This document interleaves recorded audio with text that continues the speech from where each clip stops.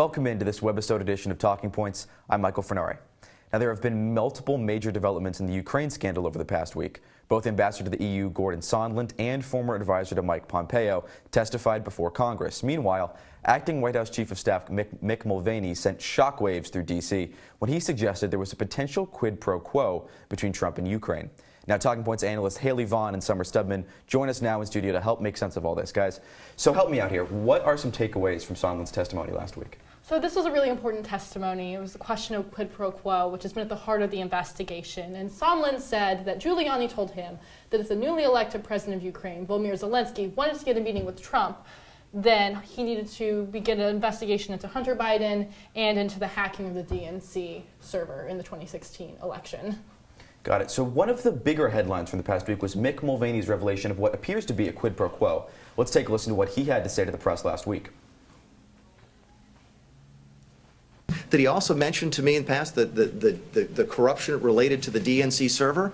Absolutely. No question about that. Gus, scroll down. But that's it. And that's why we held up the money about this. And I have news for everybody. Get over it. There's going to be political influence in foreign policy. I'm talking to Mr. Carl. That is going to happen. Elections have consequences. So Mulvaney did walk some of that back later after he was under fire, explicitly stating that there was, in fact, no quid pro quo. But regardless, what has the response been from these comments on Capitol Hill? Yeah, so I feel like no one was really expecting Mick Mulvaney to blatantly admit that there was a quid pro quo. So right now there seems to be, a major divide between lawmakers in the sense of whether or not there was one. So I feel like that's something that we have to keep an eye on looking forward. Yeah, I agree. It's just this holding up with the $400 million in military aid and then later saying it didn't occur. It's probably very confusing, both for the Trump legal defense team and really anybody on Capitol Hill. So let's talk about Michael McKinley. He was the former aide to Mike Pompeo who resigned last week. What can you tell me about his resignation? Okay, well, this happened due to the treatment of Marie Yovanovitch, who was a senior member of the Foreign Service, and Trump and Giuliani badmouthed her and called her bad news. And McKinley, then he wanted Pompeo to speak out in favor of Yovanovitch, and Pompeo refused. So McKinley resigned. Yeah. So another reason is what he mentioned.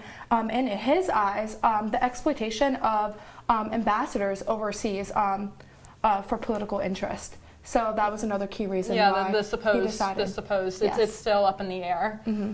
Okay, guys, so what can we expect to see in the upcoming weeks here with these testimonies? Well, this week is a huge one. There are 7 depositions scheduled just for this week, starting on Tuesday with Bill Taylor, who is currently the acting ambassador to Ukraine, and ending on Friday with Timothy Morrison, who is the top Russia advisor to the National Security Council. So there's some big names up there. All right, thank you, guys. And that is going to do it for this Webisode edition of Talking Points. Be sure to tune to the full show Mondays at 7:30. For Haley Vaughan and Stubbmann, I'm Michael Furnari. Thanks for watching.